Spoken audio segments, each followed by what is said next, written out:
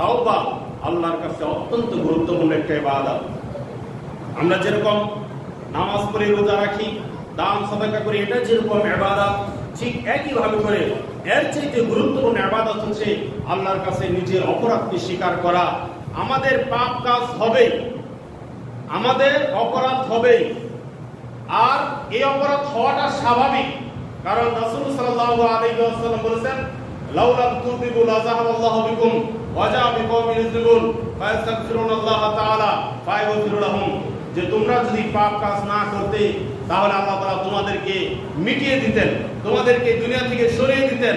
তারপরে ওয়া জাআ বিকওমিন ইযলিমুন, এমন একটি জাতিকে আল্লাহ তাআলা এই পৃথিবীতে পাঠাইতেন যারা পাপ কাজ করত এবং আল্লাহ রাব্বুল আলামিন তাদেরকে ক্ষমা করতেন। এর অর্থ হচ্ছে যে আমাদের দ্বারা পাপ কাজ হয়ে যাওয়াটা স্বাভাবিক, আমাদের পাপ কাজ হবেই, কিন্তু এই পাপ কাজ হতে হতে হতে হতে অপরাধগুলো বড় হতে হতে যেন আমরা অনেক বড় পাপী না হয়ে যাই, এজন্য আমাদেরকে অনবরত তাওবা করতে হবে। তাওবা করলে আমাদের আমল নামার মধ্যে কোনো পাপ কাজ থাকবে না, আমাদের আমল নামার মধ্যে কোনো পাপ থাকবে না। পরিশেষে আমরা যখন মৃত্যুবরণ করব তখন আমরা একজন ইমানদার, একজন পরহেজগার ব্যক্তি হিসেবে আল্লাহর দরবারে উপস্থিত হতে পারবো। তখন আল্লাহ রাব্বুল আলামিন আমাদেরকে দেখে সন্তুষ্ট হবেন, আমাদেরকে দেখে তিনি রাজি খুশি হয়ে যাবেন। সম্মানিত হাজিরিন, এজন্য আল্লাহর কাছে বেশি বেশি ইস্তেগফার করতে হবে। রাসূল সাল্লাল্লাহু আলাইহি ওয়াসাল্লাম বলেন, আবু মুসা আশআরী বিশিষ্ট একজন সাহাবী, তিনি বলছেন যে আল্লাহ রাব্বুল আলামিন ইন্নাল্লাহা ইয়াবসুতু ইয়াদাহু বিল-লাইল, আল্লাহ রাব্বুল আলামিন রাতের বেলা হাতকে প্রসারিত করেন লিয়াতুবা মুসিন নাহার, যারা দিনের বেলা পাপ করেছে তাদেরকে ক্ষমা করার জন্য। আল্লাহ রাব্বুল আলামিন রাতের বেলা হাতকে প্রসারিত করেন। হাতকে প্রসারিত করার অর্থ হচ্ছে তিনি ক্ষমা করে দিবেন, তিনি ক্ষমার জন্য প্রতীক্ষমান, তিনি ক্ষমা করে দিবেন বান্দাকে। আর যারা দিনের বেলা পাপ করেছেন রাতের বেলা হাতকে প্রসারিত করেন, এবং যারা রাতের বেলা পাপ করেছেন দিনের বেলা হাতকে প্রসারিত করে আল্লাহ রাব্বুল আলামিন মানুষের অপরাধগুলো ক্ষমা করে দেন। এজন্য আমাদেরকে বেশি বেশি তাওবা করতে হবে। এই যে রমজান মাস, এই মাসে মসজিদে মুসল্লির সংখ্যাও বেশি, এজন্য আমাদের উচিত হবে এই মাসে বেশি বেশি ইস্তেগফার করা। নামাজ পড়তে যখন আসবেন, আপনি যখন ইমাম যখন নামাজে দাঁড়ায় তার আগ মুহূর্তে যেই সময়টা আপনি বসে থাকবেন, মুখ বন্ধ করে বসে থাকবেন না, সুবহানাল্লাহ পড়বেন, আলহামদুলিল্লাহ পড়বেন, আল্লাহু আকবার পড়বেন, আস্তাগফিরুল্লাহ পড়বেন।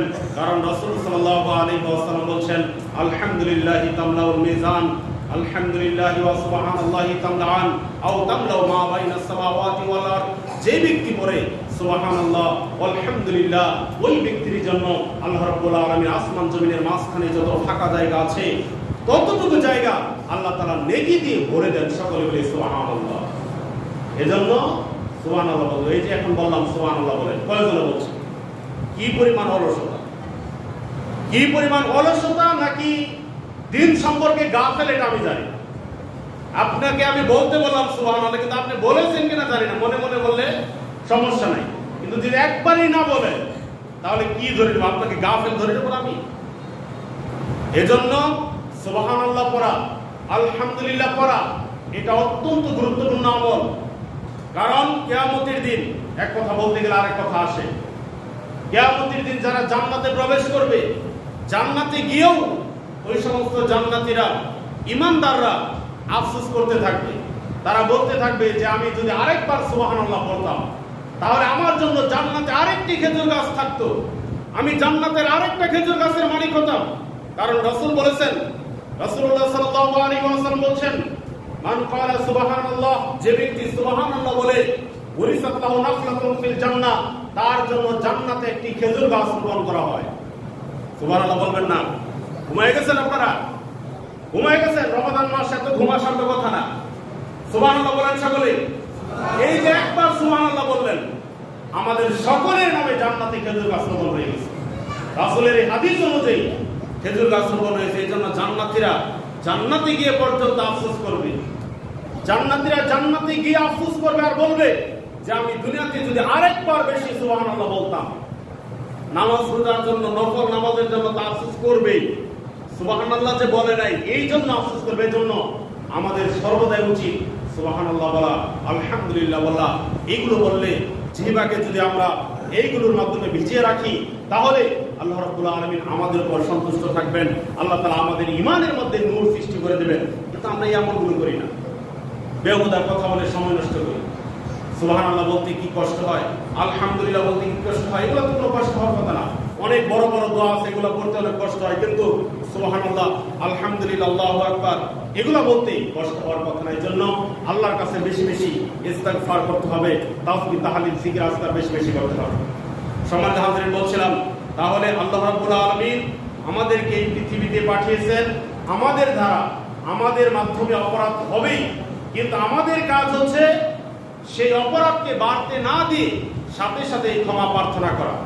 আমরা যখনই আল্লাহর কাছে ক্ষমা প্রার্থনা করব, তখনই আল্লাহ তাআলা আমাদেরকে ক্ষমা করে দিবেন। আয়েশা রাদিয়াল্লাহু আনহা বলছেন, ফাইনাল আবদা ইযা তারাফা, যখন বান্দা নিজের দোষ বুঝতে পারে, বান্দা যখন নিজের ভুল বুঝতে পারে, আর আল্লাহর কাছে যখন এটা স্বীকার করে নেয় যে হে আল্লাহ, আমি অপরাধ করেছি, আমি ভুল করেছি, তখন আল্লাহ রাব্বুল আলামিনের কাছে যখন এই বান্দা আল্লাহর কাছে ক্ষমা চায়, এইভাবে বলে আল্লাহ রাসূল সাল্লাল্লাহু আলাইহি ওয়াসাল্লাম বলছেন, তাওয়াল্লাহু আলাইহি, আল্লাহ রাব্বুল আলামিন ওই বান্দাকে ক্ষমা করে দেন, ওই বান্দাকে আল্লাহ তাআলা ক্ষমা করে দেন। এজন্য আমাদেরকে আল্লাহর কাছে বেশি বেশি ক্ষমা প্রার্থনা করতে হবে।